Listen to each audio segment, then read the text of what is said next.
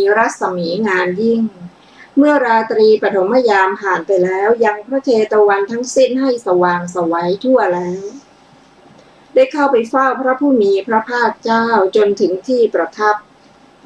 ครั้นเข้าไปเฝ้าแล้วจึงถวายอภิวาทพระผู้มีพระภาคเจ้าแล้วยืนอยู่ณที่ควรส่วนข้างหนึ่ง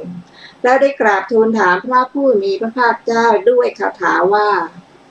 พหูเทวามนุสาจะมังคลานิอจินตยุง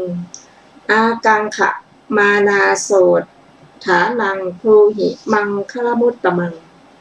เทวดาและมนุษย์เป็นอันมากผู้หวังความสวัสดีได้พากันคิดถึงมงคลคือเหตุให้ถึงความเจริญทั้งหลายขอพระองค์ทรงตรัสบอกมงคลอันสูงสุดด้วยเถิดดังนี้พระผู้มีพระภาคเจ้าตรัสตอบว่าอเสวนาจะพาลานังการไม่คบคนพาลทั้งหลาย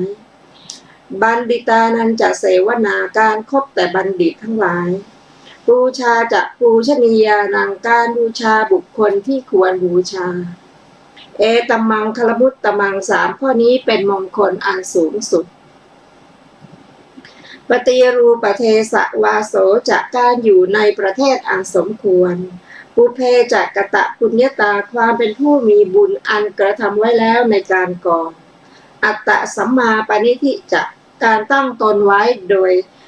ชอบธรรมเอตัมมังคลมุตตมังสามข้อนี้เป็นมงคลอันสูงสุดพาหุสัจจันจะสิบปัญจะความเป็นผู้เรียนรู้มากการมีศิลปะวินโยจะสุสิกขิโตความเป็นผู้มีวินัยอันศึกษาดีแล้วสุภาษิตาจะยาวาจาการกล่าววาจาสุภาษิตเอตัมมังคลมุตตมังสี่ข้อนี้เป็นมงคลอันสูงสุดมาตาปิตุอุปทานังการบำรุงบิดามารดาปุตตทารศักสังฆหงส์การสงเคราะห์บุตรการสงเคราะห์ภรรยาอนาคุลาจะกรรมันตาการเป็นผู้ทำงานไม่ข้างค้างเอตัมมังคลมุตตมังสี่ข้อนี้เป็นมงคลอันสูงสุดทานันจะธรรมจริยาจะการให้ทานการประพฤติธรรมคือกุศลกรรมบทสิบยาตกานันจะสังฆหงส์การสงเคราะห์ญาติทั้งหลายอาวชานิกรรมานิการทำงานที่ปราศจากโทษเอตัมมังคลมุตตมังสี่ข้อนี้เป็นมงคลอันสูงสุดการงดเว้นจากความชั่วมัชฌปานาจะสัญญโมการละเว้นจากการดื่มน้ำเมาอัปปมาโทจะธัมเมสุการไม่ประมาทในธรรมทั้งหลายเอตัมมังคลมุตตมังสามข้อนี้เป็นมงคลอันสูงสุดคารโวจะนิวาโตจะการมีสัมมาคารวะการอ่อนน้อมถ่อมตนสันตุถีจะกตัญญูตาความมีความสันโดษมีความกตัญญูกาเลนะธรรมสวนังการฟังธรรมตามกาลเวลาเอตัมมังคลมุตตมัง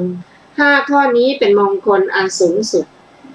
ขันติจะโสวจัสตามีความอดทนความเป็นผู้ว่าง่ายสมณานันจะทัศนังการได้พบเห็นสมณะคือผู้สงบระงับกาเลนะธรรมสากัจฉาการสนทนาธรรมตามกาลเวลาเอตัมมังคลมุตตมังสี่ข้อนี้เป็นมงคลอันสูงสุดตโปจะพรหมจริยันจะความมีความเพียรเครื่องเผากิเลสการประพฤติพรหมจรรย์อริยสัจจานะทัศนังการเห็นอริยสัจทั้งหลายนิพพานะสัจฉิกิริยาจะการกระทำพระนิพพานให้แจ้งเอตัมมังคลมุตตมังสี่ข้อนี้เป็นมงคลอันสูงสุดพุทธัสสะโลกธัมเมหิจิตตังยัสสะนะกรรมปติจิตไม่หวั่นไหวในโลกธรรมทั้งแปดอโศกังวิประชังเขมังจิตไม่เศร้าโศก จิตหมดทุลีคือกิเลสจิตถึงความเกษมคือปลอดจากโยคะกิเลสทั้งปวงเอตัมมังคลมุตตมังสี่ข้อนี้เป็นมงคลอันสูงสุดเอตาทิสานิกัตตวานาสัพพัทธมาปะราชิตา สัพพัทธะโสถิงคัจฉันติ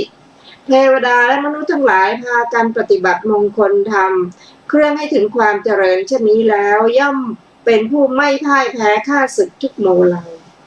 ย่อมถึงความสุขสวัสดีในที่ทุกสถานในการทุกเมื่อตันเตสังมังคลมุตตมันติข้อนี้เป็นมงคลอันสูงสุดของเทวดาและมนุษย์ทั้งหลายเหล่านั้นด้วยประการฉะนี้แลท่านผู้ฟังที่เคารพครับพระพุทธศาสนานั้นมีการศึกษาเป็นไปตามลำดับไม่กระโดดข้ามขั้นไม่โกรธชันในพระสูตรที่ชื่อมงคลสูตรนี้เริ่มต้นตั้งแต่ปุถุชนจนถึงอรหันตบุคคลก็ต้องศึกษาไปตามลำดับเราจะมาศึกษาบุคคลผู้ซึ่งปฏิบัติไปตามมงคลสูตรนี้เราได้นำประวัติของท่านพระราธะเป็นพระอรหันต์องค์หนึ่งท่านตั้งความปรารถนาไว้ตั้งแต่สมัยพระพุทธเจ้าองค์ก่อนๆแล้วก็สั่งสมบุญมาต่อเนื่องกันมา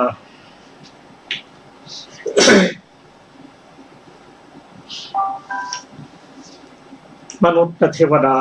เป็นมนุษย์เป็นเทวดามาถึงสมัยพระพุทธเจ้าของเราท่านเกิดเป็นพราหมณ์ในสกุลมั่งคั่งพอท่านแก่เฒ่ามาภรรยาบุตรธิดาไม่เลี้ยงดูท่านเขาออกจากบ้านเพื่อไปเลี้ยงชีพทำมาหากินด้วยตนเองท่านมาคิดว่า ที่ไหนที่ควรจะไปควรจะทำท่านก็นึกถึงวัดว่าพระสงฆ์ที่อยู่ในวัดท่านมีความเมตตาท่านก็เข้าไปในวัดอาศัยในวัดท่านไม่ได้เข้าไปอาศัยอย่างเดียวนะทำการงานกวาดลานวัดตักน้ำใส่ถุงทำทุกอย่างอุปถากจนพระสงฆ์ท่านเอ็นดูก็เลี้ยงดูท่านอาหารเลี้ยงดูท่านก็ปฏิบัติท่านเป็นคนที่ สนใจศึกษาในศึกษาการปฏิบัติของพระสงฆ์ในวัดนั้นจนท่านพร้อมว่าท่านได้ศึกษาตามสมควรท่านก็อยากจะบวชท่านก็ไปเรียนพระสงฆ์ที่คุ้นเคยว่าถ้าผมอยากจะบวชก็พระสงฆ์ก็ไม่บวชให้องค์แล้วองค์เล่าไม่มีใครบวชให้ท่านคงจะรู้สึกน้อยใจหรืออย่างไรทานอาหารมาก็ได้ร่างกายก็สู้ผอม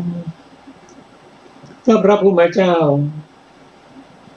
ทรงตรวจดูว่าท่านราธะนี้เป็นผู้มีปัญญาที่จะสามารถบรรลุเป็นพระอรหันต์บุคคลได้ท่านเข้าไปยังวัดในตรัสถามว่าราธะเธอเป็นอะไรหรือกราบทูลว่าข้าพระองค์ประสงค์จะบวชไม่มีใครบวชให้บอกพระพุทธเจ้าด้วยพระมหากรุณาธิคุณท่านประชุมสงฆ์ก็เก็บท่านราธะนี้ ว่าท่านราธะที่มาอยู่ในวัดนี้ได้รับการดูแลและอยากจะบวชไม่มีใครบวชให้เหตุผลนั่นก็คือบวชเมื่อแก่นั้นโดยทั่วไปแล้วก็ศึกษาปฏิบัติธรรมไม่สะดวกประการที่สองนั้นคนแก่นั้นมักจะดื้อสอนยากถ้าไม่มีใครบวชให้พระพุทธเจ้าตรัสว่าภิกษุทั้งหลาย ราทะท่านอยากจะบวชก็ภิกษุรูปใดที่ท่านราทะได้ทำบุญไว้บ้างมีไหมพอจะลึกได้ท่านพระสารีบุตรกราบทูลว่าข้าพระองค์จำได้ ครั้งหนึ่งราทะพราหมณ์ผู้นี้ได้ถวายข้าวให้แก่ข้าพระองค์ทัพพีหนึ่ง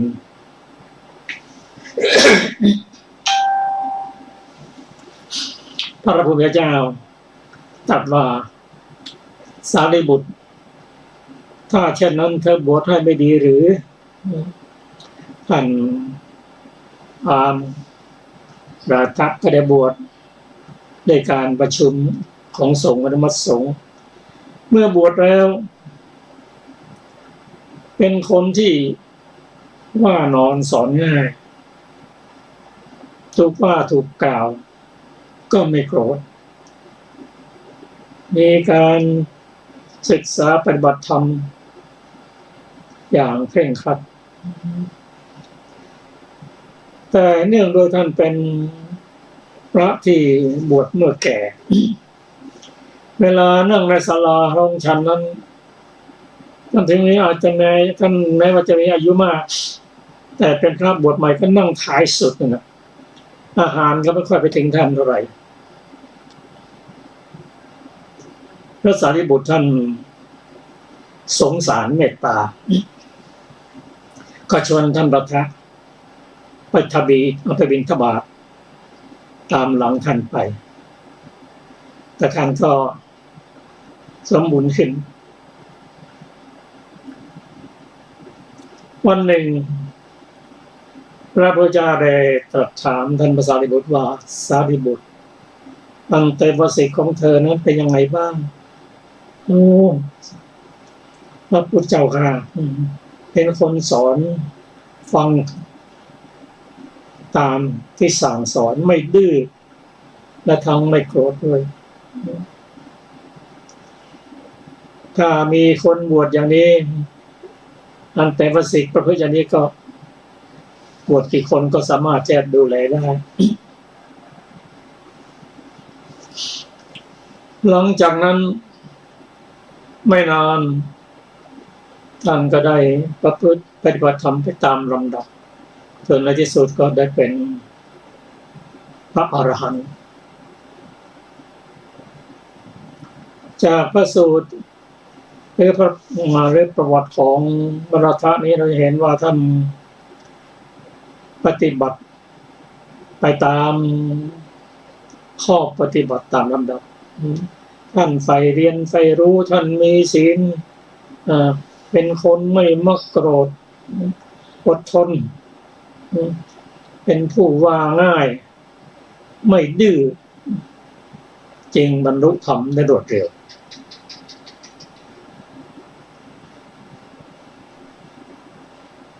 คนที่ดื้อหรือไม่ค่อยสั่งสอนแล้วไม่ฟังคำสั่งสอนก็มีแต่ผลเป็นอย่างไรก็บรรลุธรรมได้ช้าเช่นพระฉันนะหลังจากบวชแล้วภิกษุผู้เถระพร่ำสอนตักเตือนในสิ่งที่ไม่ควรท่านไม่ฟังท่านบัญญัติมาสั่งสอนเลยท่านพบพระพุทธเจ้าทีหลังส่วนกับผมอยู่กับพระพุทธเจ้ามานานแล้วรู้หมดแล้วด้วยความดื้อของท่านที่สุดทรงกราบทูลพระพุทธเจ้าพระเจ้าก็ตรัสเรียกมาตักเตือนถ้ากับฟังระยะหนึ่งไม่นานก็เอาอีกแล้วจนไม่มีใครอยากจะสั่งสอนผู้อื่นผู้บวชพร้อมท่านได้เป็นพระอรหันต์หมดท่านยังไม่ได้เป็นท่านได้เป็นพระอรหันต์หลังจากที่พระพุทธเจ้าปรินิพพานไปแล้วพระพุทธเจ้าได้ตรัสสั่งพระอรหันต์ว่าท่านฉันนะเป็นคนสอนยากดื้อต่อไป ขอให้ท่านพระนนท์ช่วยดูก็ในที่สุดก็จะต้องใช้พรหมทัณฑ์คือไม่มีใครพูดด้วยเลยไปหาพระองค์นั้นไม่มีใครพูดเลย ตอนหลังท่านน้อยใจว่าใครหนอที่พอจะพูดจะคุยได้ ก็เข้าไปหาพระอานนท์เรียนท่านอานนท์ขอท่านได้สั่งสอนทำตามสมควรพระอานนท์กล่าวว่าท่านชนะ เราดีใจที่ท่านชนะรับฟังพระธรรมคำสอนหลังจากนั้นท่านก็รับฟังเลิกดื้อดึงท่านก็ได้เป็นอรหันต์หลังจากพระพุทธเจ้าปรินิพพานไปแล้วอันนี้ก็คือผู้ที่ดื้อดึงสอนยากถึงแม้จะเกิดด้วยอุบัติเหตุก็บรรลุธรรมได้ช้ารายละเอียดนั้นมีอยู่ใน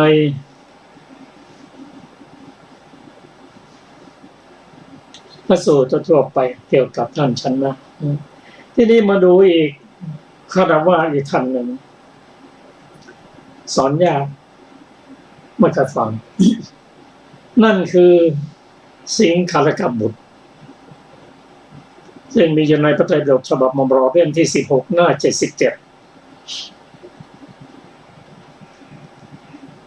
คุณพ่อเป็นขหบดีผู้มั่งคั่งเป็นพระโสดาบัน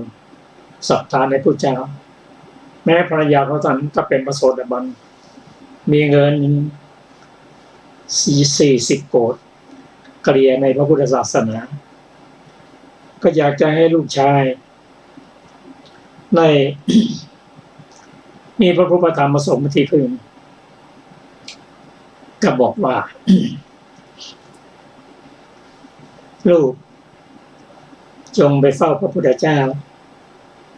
พระอรหันต์พระสารีบุตรหรือพระโมคคัลลานะเขาปฏิเสธเลยบอกว่าพ่อเรื่องการไปพบพระพุทธเจ้า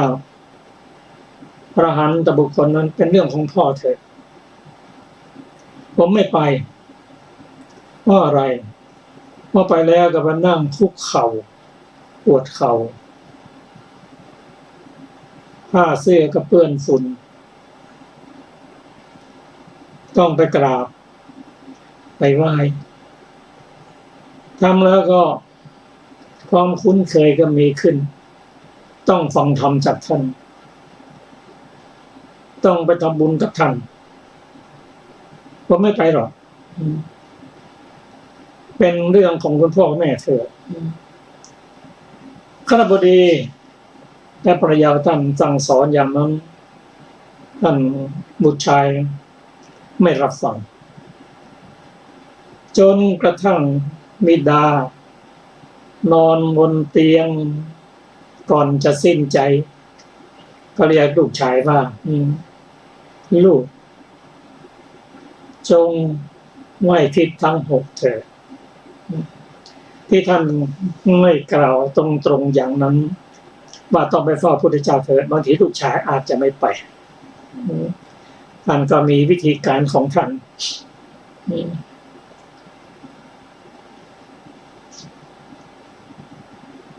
หลังสิ้นชีวิตไปแล้วคำสอนทั้งหมดที่ประทับใจที่สุดก็คือคำสอนก่อนที่คุณพ่อจะสิ้นชีวิตท่านเคารพคำสอนตื่นเช้าทุกเช้าไปไหว้พระไปยังลานกระแต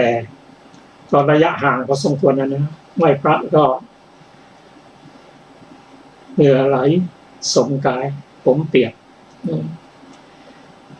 ก็พระพุทธเจ้าได้เสด็จไปโปรดหลังจากบิณฑบาตแล้วก็ ตรัสถามว่า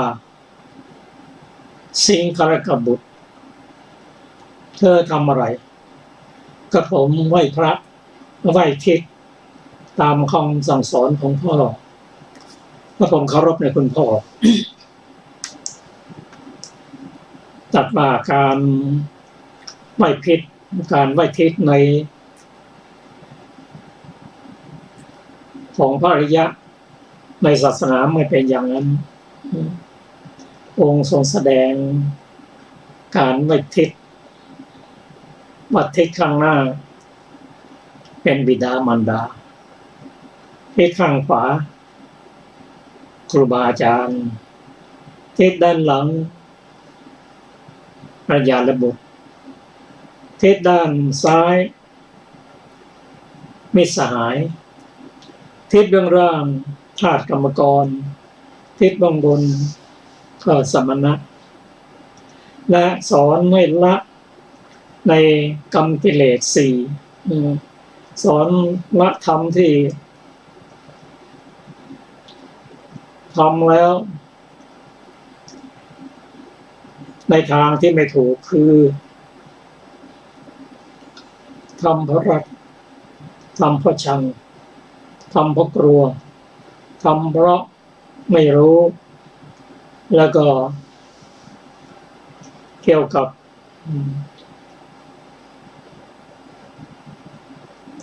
การประพฤติที่ไม่ถูกไม่ควรเช่นดื่มสุราคบมิตรชั่วเล่นการพนันเที่ยวกลางคืนเฮที่ไหนไปที่นั่นเป็นคนเกียจคร้านทั้งหมด14ข้อนี้ปิดทิศทั้งหมดสิงคารกบุตรเกิดความเลื่อมใสศรัทธามีพระพุทธพระธรรมพระสงฆ์เป็นที่พึ่งก็เป็นบุญที่ยังละความดีเด่นอันนี้เป็นเรื่องของบางส่วนที่เกี่ยวกับด้านมงคลสูตรอีกอย่างหนึ่งพระสูตรนี้กล่าวถึงความกตัญญู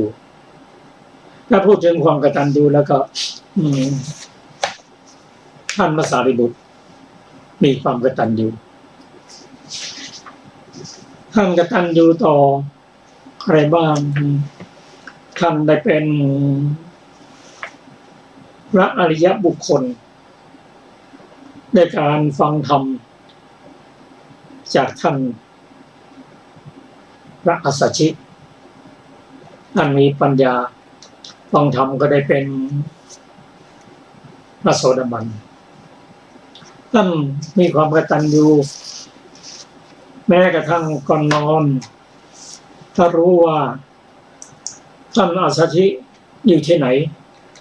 ท่านก็จะหันศีรษะไปทางด้านโน้นจนพิสูจน์ซุบซิบกันว่าดูเถิด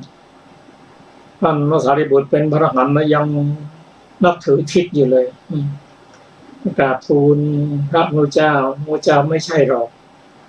เพราะสารีบุตรมีความกตัญญูต่อท่านอัสสชิ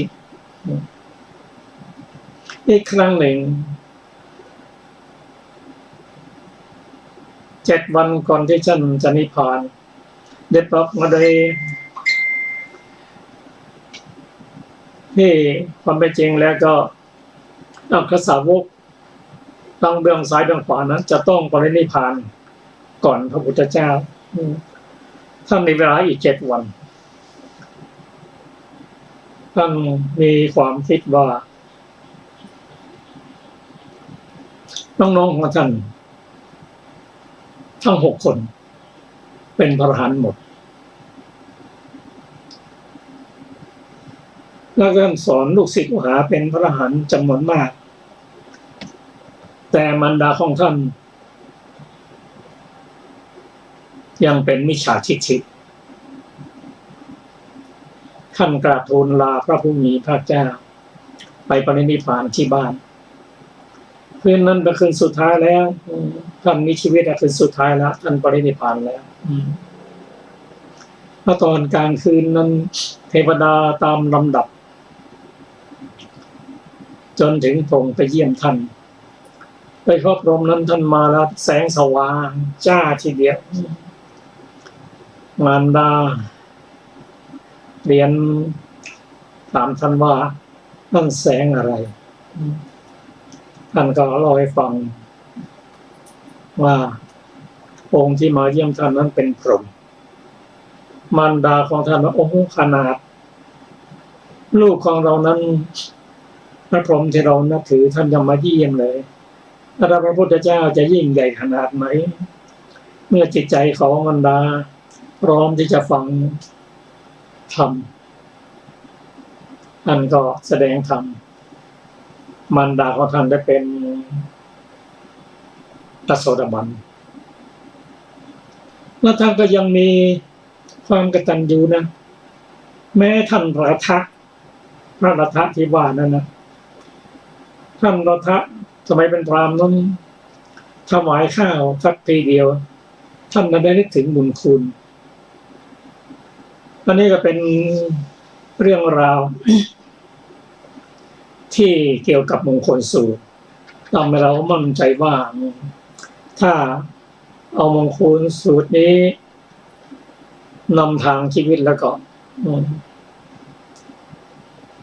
จะเจริญมีความสุขแน่นอนครับต่อไปนี้เราจะมาฟังรายละเอียดซึ่งมีอยู่ในอัตถกถาขอเชิญอาจารย์สนบาค่ะอัตถกถาวันนี้จะเริ่มต้นของกตัญญูตานะคะความรู้จักอุปการะคุณที่ผู้ใดผู้หนึ่งทำมาแล้วไม่ว่ามากหรือน้อยโดยการระลึกถึงเนืองชื่อว่ากตัญญูตาอันหนึ่งบุญทั้งหลายนั่นแลมีอุปการะมากแก่สัตว์ทั้งหลายเพราะป้องกันทุกข์มีทุกข์ในนรกเป็นต้นได้ดังนั้นการระลึกถึงอุปการะของบุญแม้เหล่านั้นก็พึงทราบว่าเป็นกตัญญูตากตัญญูตานั้นตรัสว่าเป็นมงคลเพราะเป็นเหตุประสบผลวิเศษมีประการต่างๆมีเป็นผู้อันสัตว์บุรุษทั้งหลายพึงสรรเสริญเป็นต้นทั้งพระผู้มีพระภาคเจ้าก็ได้ตรัสไว้ว่าดูก่อนภิกษุทั้งหลายบุคคลสองจำพวกเหล่านี้หาได้ยากในโลกคือบุพการีหนึ่งกตัญญูกตเวทีหนึ่งต่อไปเป็นเรื่องการฟังธรรมเพื่อบรรเทาความวิตกในการที่จิตประกอบด้วยอุทธัจจะหรือจิตถูกวิตกทั้งหลายมีกามวิตกเป็นต้นอย่างใดอย่างหนึ่งครอบงำชื่อว่าการฟังธรรมตามกาลอาจารย์อีกพวกหนึ่งกล่าวว่าการฟังธรรมทุกๆ5 วันชื่อว่าฟังธรรมตามกาลเหมือนอย่างที่ท่านกล่าวว่าท่านอนุรุทธะกราบทูลว่าข้าแต่พระองค์ผู้เจริญพวกข้าพระองค์นั่งประชุมกันด้วยธรรมิกถาคืนยังรุ่งทุก5 วันแลอันหนึ่งในการใดภิกษุเข้าไปหากัลยาณมิตรแล้วอาจฟังธรรมบรรเทาความสงสัยของตนเสียได้การฟังธรรมแม้ในการนั้นก็พึงทราบว่าการฟังธรรมตามกาลเหมือนอย่างที่พระผู้มีพระภาคเจ้าตรัสไว้ว่าภิกษุเข้าไปหากัลยาณมิตรเหล่านั้นสอบถามไล่เรียงตลอดกาลตามกาลการฟังธรรมตามกาลนั้นพึงทราบว่าเป็นมงคลเพราะเป็นเหตุประสบผลวิเศษนานาประการมีการละนิวรณ์ได้อานิสงส์4และบรรลุธรรมเป็นที่สิ้นอาสวะเป็นต้นสมจริงดังที่พระผู้มีพระภาคเจ้าตรัสไว้ดังนี้ดูก่อนภิกษุทั้งหลายในสมัยใดพระอริยสาวกใส่ใจทำให้เป็นประโยชน์ รวบรวมทุกอย่างสมัยนั้นนิวรณ์ของพระอริยสาวกนั้นย่อมไม่มี และว่าดูก่อนภิกษุทั้งหลายพึงหวังอานิสงส์4ประการแห่งธรรมทั้งหลายที่คุ้นโสดที่แทงตลอดด้วยดีแล้วและธรรม4เหล่านี้อันภิกษุอบรมโดยชอบหมุนเวียนไปโดยชอบตลอดกาลตามกาลย่อมให้ถึงธรรมเป็นที่สิ้นอาสวะโดยลำดับธรรม4ประการคือ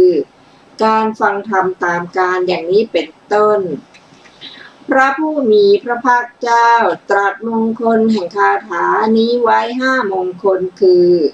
ความเคารพ1การถ่อมตน1สันโดษ1กตัญญูตา1และการฟังธรรมตามกาล1ด้วยประการฉนี้ความที่มงคลเหล่านั้นเป็นมงคล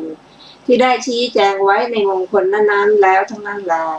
จบพรรณนาความแห่งคาถานี้ว่าคาระโวจะต่อไปเป็นการพรรณนาคาถาว่าขันตีจะบัดนี้จะพรรณนาในคาถาว่าขันตีจะนี้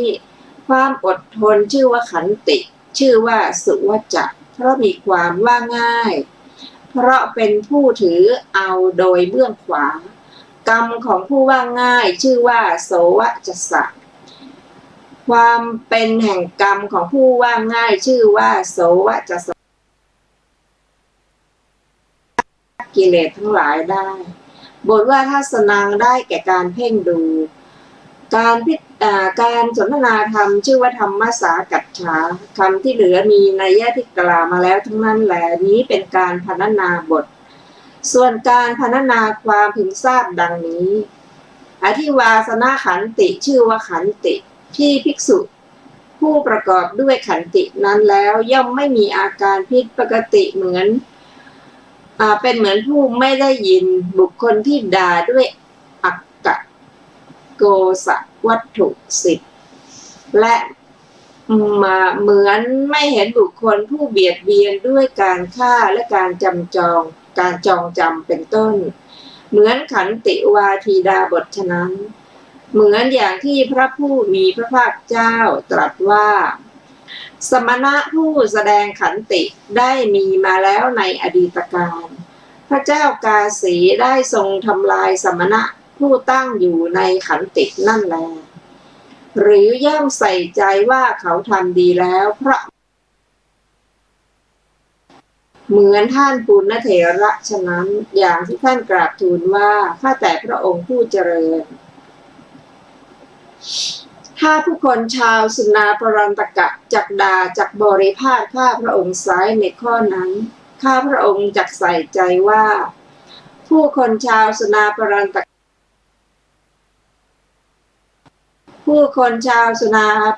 กะเหล่านี้เป็นผู้เจริญดีหนอ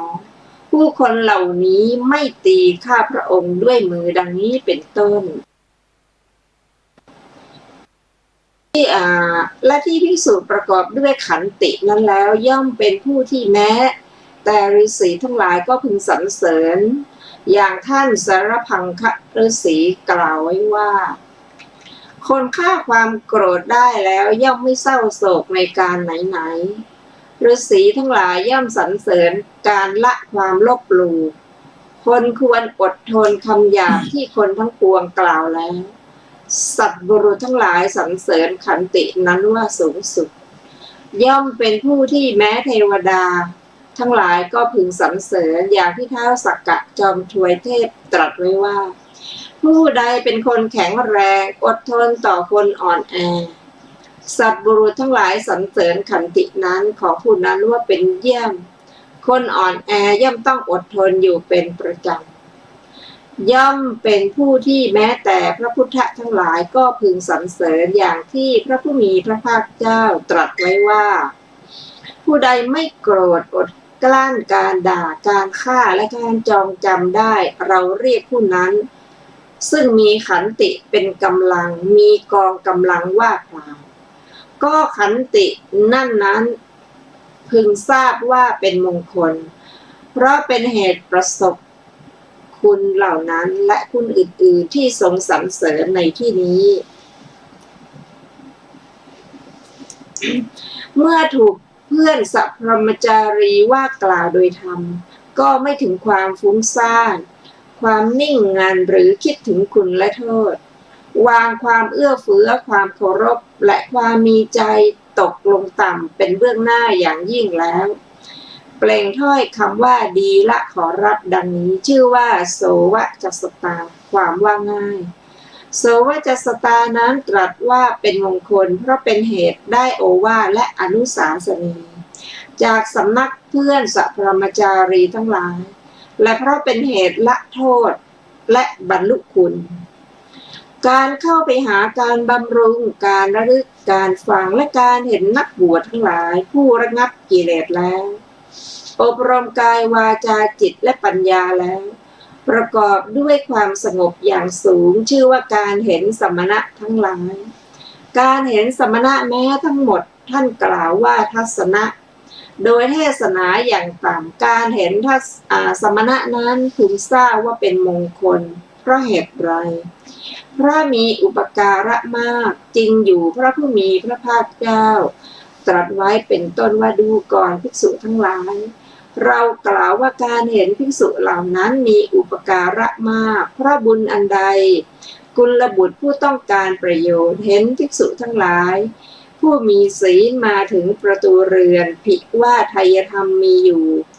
ก็พึงนับถือด้วยไทยธรรมตามกำลังภิว่าไม่มีก็พึงไหว้อย่างเบญจางคประดิษฐ์เมื่อการไหว้อย่างเบญจางคประดิษฐ์ยังไม่พร้อมก็พึงประคองอัญชลีนมัสการเมื่อการนอบน้อมยังไม่พร้อมก็มีจิตผ่องใสแลดูด้วยจักษุที่น่ารักด้วยบุญที่มีการแลดูเป็นมูลอย่างนี้โรคหรือโทษฝ้าหรือต่อมจะไม่มีในจักษุตลอดหลายพันชาติจักษุทั้งสองก็จะผ่องใสมีสิริมีวรรณะห้าเสมือนบานประตูแก้วมณีที่เปิดในรัตนวิมานและมนุษย์ประมาณแสนกับข้อที่เขาเกิดเป็นมนุษย์เป็นคนมีปัญญาพึงเสวยวิปากสมบัติเห็นป่านี้ก็ด้วยบุญที่สำเร็จมาแต่การเห็นสมณะซึ่งเขาประพฤติมาโดยชอบไม่น่าอัศจรรย์เลยแม้สำหรับสัตว์เดรัจฉานบัณฑิตสมบัติของการเห็นสมณะที่เพียงนำศรัทธาที่เพียงทำศรัทธาให้เกิดแล้วอย่างเดียวไว้อย่างนี้ในบาลีประเทศใดบาลีประเทศนั้นมีว่านกฮูกตากลมอาศัยอยู่ที่เวทิยกะบรรพตมาตลอดการยาวนานนกฮูกตัวนี้สุขแท้หนอเห็นพระพุทธเจ้าผู้ประเสริฐซึ่งลุกขึ้นแต่เช้ามันทำจิตให้เลื่อมใสในตัวเราและภิกษุสงฆ์ผู้ยอดเยี่ยมไม่ต้องไปทุกขติถึงแสนกับมันจุติจากเทวโลกอันกุศลกรรมตักเตือนแล้วจักเป็นพระพุทธ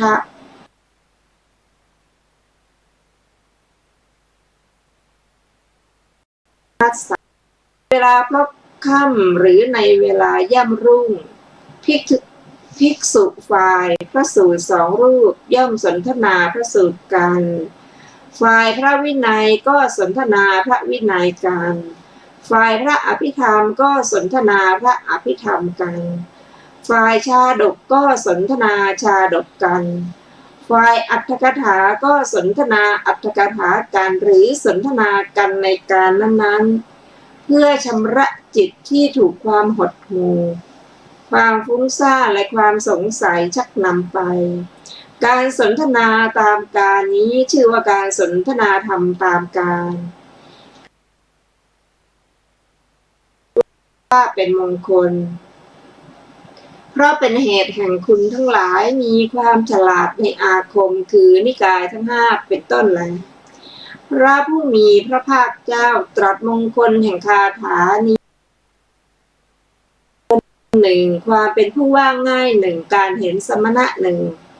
และการสนทนาธรรมตามการหนึ่งด้วยประการชนี้ความที่มงคลเหล่านั้นเป็นมงคลได้ชี้แจงไว้ในมงคลนั้นแล้วทั้งนั้นและจบพรรณนาความแห่งคาถาว่าขันติงจะต่อไปเป็นพรรณนาคาถาว่าตะโปจะบัดนี้จะพรรณนาในคาถาว่าตะโปจะนี้ชื่อว่าตะปะเพราะเผาบาปธรรมความประพฤติอย่างพรหมคือความประพฤติของพรหมชื่อว่าพรหมจรรย์ท่านอธิบายว่าความประพฤติอย่างประเสริฐการเห็นอริยสัจทั้งหลายชื่อว่าอริยสัจจานัทัสสะอริยสัจจานังทัสนังดังนี้ก็มีชื่อว่านิพพานเพราะออกจากวานาตัณหาเครื่องร้อยรัดการทำให้แจ้งชื่อว่าสัจฉิกิริยาการทำให้แจ้งซึ่งพระนิพพานชื่อว่านิพพานสัจฉิกิริยาคำที่เหลือมีนัยที่กล่าวมาแล้วทั้งนั้นแหละนี้เป็นการพรรณนาบทส่วนการพรรณนาความพึงทราบดังนี้อินทรีย์สังวรชื่อว่าตปะเพราะเผาอภิชฌาและโทมนัสเป็นต้นหรือความเพียรชื่อว่าตปะเพราะเผาความเกียจคร้านบุคคลผู้ประกอบด้วยตปะเหล่านั้นท่านเรียกว่าอาตาปีตปะนี้นั้นพึงทราบว่าเป็นมงคลเพราะเป็นเหตุละอภิชฌาเป็นต้นและได้ฌานอันเป็นชื่อของเมถุนวิรัตสมณธรรมศาสนาและมรรคจริงอย่างนั้นเมถุนวิรัตท่านเรียกว่าพรหมจรรย์ได้ในประโยชน์เป็นต้นว่าพรหมจริยังปหายะพรหมจาริโหติละเมถุนวิรัตเป็นพรหมเป็นพรหมจารีสมณธรรมเรียกว่าพรหมจรรย์ได้ในประโยคเป็นต้นอย่างนี้ว่าภควติโนอาวุโสพรหมจาริยังวุสติผู้มีอายุเราอยู่ประพฤติสมณธรรมในพระผู้มีพระภาคเจ้าศาสนาเรียกว่าพรหมจรรย์ได้ในประโยคเป็นต้นอย่างนี้ว่านะตาวาหังปาปิมะปรินิพพายยิสสามิยาวะเมอิทังพรหมจาริยังนะอิทันเจวะภวิสติผีตันจะตัวก่อนมานวิถาริกังพาหุชัญญังดูก่อนมาร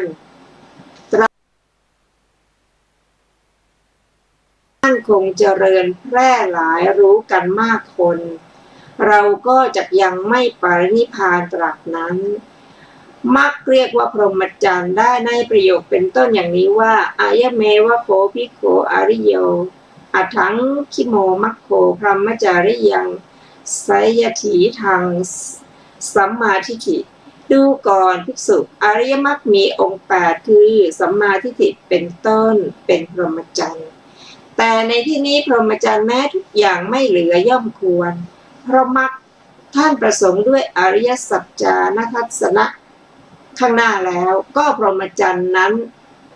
พรหมจรรย์นั้นพึงทราบว่าเป็นมงคลเพราะเป็นเหตุประสบผลวิเศษนานาประการนั้นสูงการเห็นมรรคโดยตรัสรู้อริยสัจสี่ที่กล่าวไว้แล้วในกุมารปัญหาชื่อว่าอริยสัจจานัทัสสนะอริยสัจจานัทัสสนะนั้นตรัสว่าเป็นมงคลเพราะเป็นเหตุล่วงทุกข์ในสังสารวัฏอรหัตผลท่านประสงค์เอาว่านิพพานในที่นี้ชื่อว่านิพพานสัจฉิกิริยากระทำให้แจ้งในพระนิพพานจริงอยู่อรหัตผลแม้นั้นท่านกล่าวว่านิพพานเพราะออกจากตัณหาที่เข้าใจกันว่าวานะเพราะร้อยไว้ในคติ5นั้นเรียกว่าสัจฉิกิริยาแต่การทำให้แจ้งพระนิพพานนอกนี้สำเร็จได้ด้วยการเห็นอริยสัจสี่นั่นแลด้วยเหตุนั้นการเห็นอริยสัจนั้นท่านจึงไม่ประสงค์ในที่นี้ การทำให้แจ้งพระนิพพานนั้นถึงทราบว่าเป็นมงคลเพราะเป็นเหตุอยู่เป็นสุขในปัจจุบันเป็นต้นด้วยประการฉะนี้พระผู้มีพระภาคเจ้าตรัสมงคลแห่งคาถานี้ไว้มงคลคือตัปปะหนึ่งพรหมจรรย์หนึ่งอริยสัจจานัทัสนังทัศนะหนึ่งและนิพพานสัจฉิกิริยาหนึ่งด้วยประการชนี้ก็ความที่มงคลเหล่านั้นเป็นมงคลได้ชี้แจงไว้ในมงคลนั้นๆแล้วทั้งนั้นแหละจบพรรณนาความแห่งคาถานี้ว่าตะโปจักต่อไปเป็นพรรณนาคาถาว่าพุทธัสสะโลกะธัมเมหิบัดนี้จะพรรณนาในคาถาว่าพุทธัสสะโลกะธัมเมหิบทว่าพุทธัสสะได้แก่ถูกต้องถูกแล้วต้องแล้วประสบแล้วธรรมทั้งหลายในโลกชื่อว่าโลกธรรมท่านอธิบายว่าธรรมทั้งหลายจะไม่หวนกลับตราบเท่าที่โลกยังดำเนินไปบทว่าจิตตังได้แก่มโนมานักบทยัสสะได้แก่ของสุผู้เถระบทว่านะอโศกังได้แก่ไร้ความโศกถอนโศกสันเสียแล้วบทว่าวราชังได้แก่ปราศจากละอองกิเลสกำจัดละอองกิเลสแล้วบทว่าเขมังได้แก่ไม่มีภัยไร้อุปัฏฐวะคำที่เหลือมีนัยที่กล่าวไว้แล้วแลนี้เป็นการพรรณนาบทส่วนการของผู้ใดอันโลกธรรมแปดมีลาภไม่มีลาภเป็นต้นถูกต้องครอบงำแล้วย่อมไม่หวั่นไม่ไหวไม่กระเทือนชื่อว่าจิตของผู้ใดอันโลกธรรมกระทบแล้วไม่หวั่นไหวจิตนั้นของผู้นั้นถึงทราบว่าเป็นมงคลเพราะนำมาซึ่งความเป็นผู้สูงสุดเหนือโลกซึ่งทำไรๆให้หวั่นไหวไม่ได้ถามว่าก็จิตของใครถูกโลกกระทำเหล่านั้นกระทบแล้วไม่หวั่นไหวตอบว่าจิตของพระอรหันตขีณาสพไม่ใช่จิตของใครอื่นจริงอยู่พระผู้มีพระภาคเจ้าตรัสไว้ดังนี้ว่าภูเขาหินทึบแท่งเดียวย่อมไม่ไหวด้วยลมฉันใดรูปเสียงกลิ่นรสผัสสะและธรรมทั้งสิ้นทั้งส่วนอิทธารมณ์ทั้งส่วนอนิทธารมณ์ย่อมทำจิตของท่านผู้คงที่ให้หวั่นไหวไม่ได้ฉะนั้นด้วยว่าจิตของท่านที่มั่นคงหลุดพ้นแล้วย่อมเห็นความเสื่อมอยู่เนืองๆจิตของพระขีณาสพเหล่านั้นชื่อว่าอโศกะคือไม่เศร้าโศกจริงอยู่จิตของพระขีณาสพนั้นชื่อว่าอโศกะเพราะไม่มีความเศร้าโศกที่ท่านกล่าวโดยนัยเป็นต้นว่าความโศกความเศร้าความเป็นผู้เศร้าโศกความแห้งใจความแห้งผากในใจความที่ใจถูกความเศร้าโศกแผดเผาอาจารย์บางท่านกล่าวถึงพระนิพพานคำนั้นเชื่อมความไม่ได้กับบทต้นๆจิตของพระขีณาสพเท่านั้นชื่อว่าอโศกะชั้นใดก็ชื่อว่านั้นจริงอยู่จิตของพระขีณาสพนั้นชื่อว่าวิรชะเพราะปราศจากละอองกิเลสมีราคะโทสะโมหะเป็นต้นและชื่อว่าเขมะเพราะปลอดจากโยคะทั้งสี่เพราะว่าจิตทั้งสามอย่างนั้นโดยที่ท่านถือเอาแล้วในขณะจิตเป็นไปในอารมณ์นั้นๆโดยอาการนั้นๆพึงทราบว่าเป็นมงคลเพราะนำมาซึ่งความเป็นผู้สูงสุดเหนือโลกมีความเป็นผู้มีขันธ์อันไม่เป็นไปแล้วคือไม่เกิดอีกเพราะนำมาซึ่งความเป็นอาหุนยบุคคลเป็นต้นพระผู้มีพระภาคเจ้าตรัสมงคลแห่งคาถานี้ไว้สี่มงคลคือจิตที่ไม่หวั่นไหวด้วยโลกธรรม8จิตไม่เศร้าโศกจิตปราศจากละอองกิเลสจิตเกษมด้วยประการชนี้ก็ได้ชี้แจงไว้ในมงคลนั้นๆแล้วทั้งนั้นแล จบพรรณนาความแห่งคาถานี้ว่าพุทธสะโลกะธัมเมหิ ต่อไปเป็นพรรณนาคาถาว่าเอตาทิสานิพระผู้มีพระภาคเจ้าคาถา10คาถามีอเสวนาจะพาลนังการไม่ครบคนพาลเป็นอาทิอย่างนี้แล้วบัดนี้เมื่อจะทรงชมเชยมงคลที่พระองค์ตรัสเหล่านั้นแลจึงได้ตรัสคาถาสุดท้ายว่าเอตาทิสานิกัตตวานะเป็นต้นพรรณนาความแห่งคาถาสุดท้ายนั้นดังนี้บทว่าเอตาทิสานิแปลเช่นนั้นเช่นนี้เหล่านั้นคือการไม่คบคนพาลเป็นต้นมีประการที่เรากล่าวมาแล้วบทว่ากัตตวานะแปลว่ากระทำความจริงคำนี้ไม่นอกเหนือไปจากความว่ากัตตวานะกัตติวากริตวาซึ่งแปลเหมือนซึ่งแปลว่าการทำเหมือนกันบทว่าสัพพัทธปราชิตาความว่าสัตว์ทั้งหลายกระทำมงคลเช่นนี้เช่นนั้นขันธมารกิเลสมารอภิสังขารมารและเทวปุตตมารแม้แต่ประเภทเดียวทำให้พ่ายแพ้ไม่ได้ในที่ทั้งปวงท่านอธิบายว่ายังมารทั้งห้านั้นไม่พ่ายแพ้ด้วยตนเองก็มะนะอักษรในคำว่าสัพพัทธมะปริชิตาปราชิตานี้พึงทราบว่าเพียงทำการต่อบทคำว่าคัจฉันติความว่าสัตว์ทั้งหลายกระทำมงคลเช่นที่กล่าวมานี้เป็นผู้อันมาย่อมถึงความสวัสดีในที่ทั้งปวงคือในโลกนี้และโลกหน้าและที่ยืนและที่เดินเป็นต้นอาสวะเหล่าใดที่ทำความคับแค้นและเร่าร้อนพึงเกิดขึ้นเพราะการคบพาลเป็นต้นเหตุไม่มีอาสวะเหล่านั้นจึงถึงความสวัสดีท่านอธิบายว่าเป็นผู้มีอันอุปทวะไม่ขัดขวางอันอุปสรรคไม่ขัดข้องเกษมปลอดโปร่งไม่มีภัยเฉพาะหน้าไป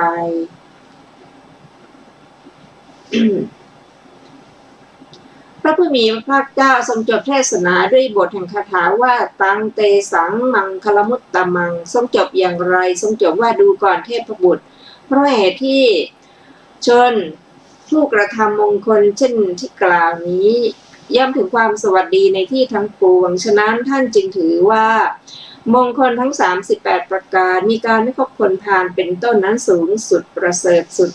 ดีที่สุดสำหรับชนเหล่านั้นผู้กระทำมงคลเช่นที่กล่าวมานี้ตอนสุดท้ายเทศนาที่พระผู้มีพระภาคเจ้าทรงจบอย่างนี้เทวดาแสนโกรธบรรลุพระอรหันต์จำนวนผู้บรรลุโสดาปัตติผลสกทาคามิผลอนาคามิผลนับไม่ได้ครั้งนั้นวันรุ่งขึ้นพระผู้มีพระภาคเจ้าตรัสเรียกพระอานนท์เถระมาตรัสว่าดูก่อนอานนท์เมื่อคืนนี้เทวดาองค์หนึ่งเข้ามาถามมงคลปัญหาครั้งนั้นเราได้กล่าวมงคล38ประการแก่เทวดาองค์นั้นดูก่อนอานนท์เธอจงเรียนมงคลปริยายนี้ครั้นเรียนแล้วจงสอนภิกษุทั้งหลายพระเถระเรียนแล้วก็สอนภิกษุทั้งหลายมงคลสูตรนี้นั้นอาจารย์นำสืบกันมาเป็นไปอยู่จนถึงทุกวันนี้พึงทราบว่าศาสนาพรหมจรรย์นี้มั่นคงเจริญแพร่หลายรู้กันมากคนฐานแน่นตราบเท่าที่เทวดาและมนุษย์ประกาศดีแล้วท่านผู้ฟังที่เคารพค่ะรายการของการศึกษาพระพุทธศาสนาตามพระไตรปิฎกวันนี้ก็หมดเวลาลงแล้วนะคะเราจะได้มาศึกษามงคลสูตรสุดท้ายกันอีกในวันอาทิตย์หน้าในเวลาเดียวกันสำหรับวันนี้ขอความสุขสวัสดีจงมีแก่ทุกท่านสวัสดีค่ะสวัสดีครับ